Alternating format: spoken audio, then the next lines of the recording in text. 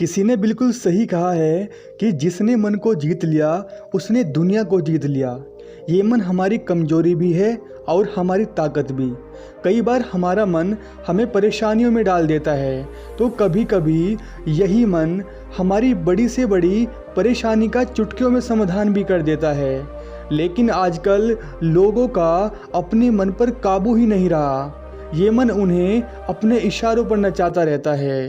दोस्तों, इस वीडियो में हम यही जानेंगे कि आखिर मन को वश में कैसे किया जाए, जिससे आप इससे अपने हिसाब से काम करा सको।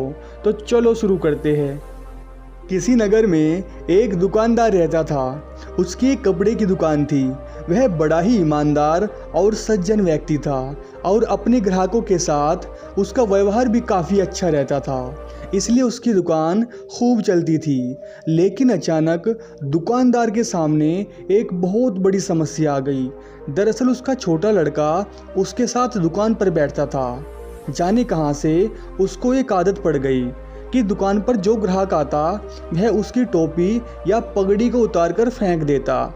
दुकानदार ने उसको बहुत समझाया, डराया, धमकाया, मारा पीटा, लेकिन उस बालक ने अपनी आदत नहीं छोड़ी।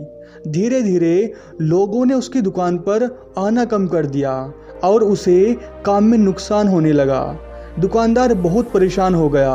अब वह क्या करे? लड़के की माँ भी नहीं थी, इसलिए उसे घर पर अकेले भी नहीं छोड़ सकता था।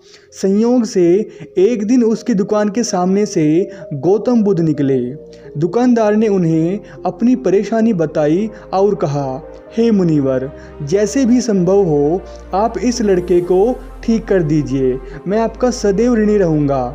बुद्ध ने सारी बात ध्यान से सुनी और कहा, मैं तुम्हारे लड़के को ठीक तो कर दूंगा, लेकिन मेरी एक शर्त है। दुकानदार ने कहा, आपकी जो भी शर्त होगी मुझे स्वीकार है, बस आप इसकी आदत छुड़वा दीजिए। गौतम बुद्ध ने कहा, फिर ठीक है, मैं या तुम्हारा बालक चाहे जो भी करे, बस तुम्हें बीच में रोक टोक नहीं करना है। दुकानदार राजी हो गया। अगले दिन गौतम बुद्ध अपने सिर पर कुछ वैसी ही पगड़ी पहनकर उसकी दुकान पर आए जैसे बाकी ग्राहक पहनकर आया करते थे। लड़का तो ताक में था ही।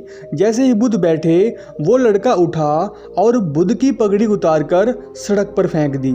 ये देखकर दुकानदार को तो गुस्सा आया, लेकिन बुद्ध हंसकर बोले, शाबाश बेटा।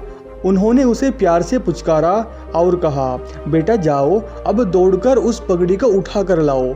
लड़के ने छलांग लगाई और पगड़ी को उठा कर ले आया।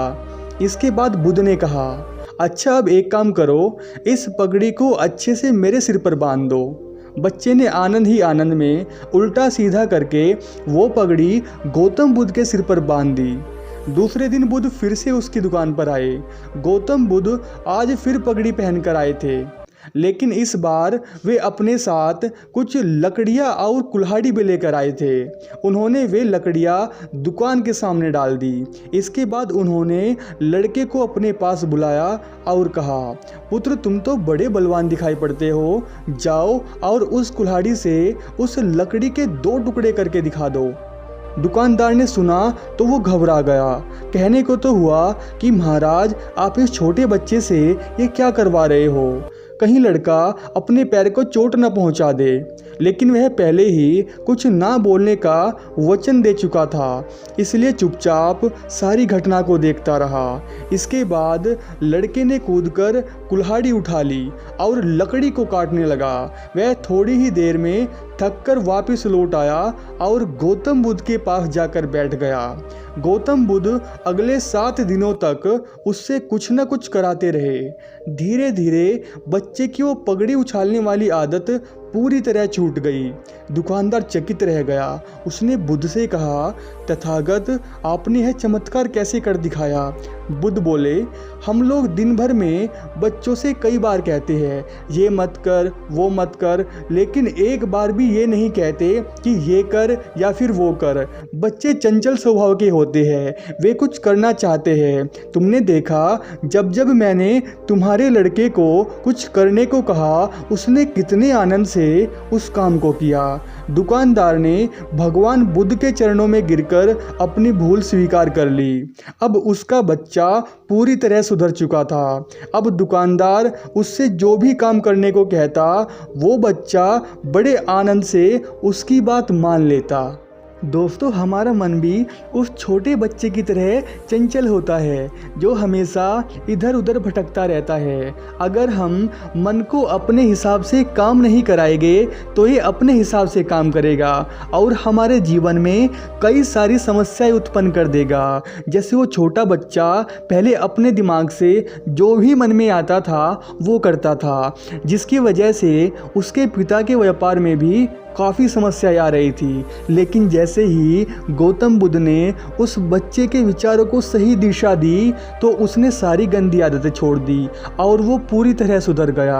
हमारे मन में भी प्रतिदिन 50 से 60 हज़ार विचार आते हैं, जिनमें से ज़्यादातर हमारे किसी काम के नहीं होते। ऐसे में हमें इस बात का निरीक्षण करते रहना चाहिए कि हम क्या सोचते हैं और क्या करते हैं, क्योंकि हम जो सोचते हैं और जो करते हैं आज नहीं तो कल हम वैसे ही बन जाते हैं।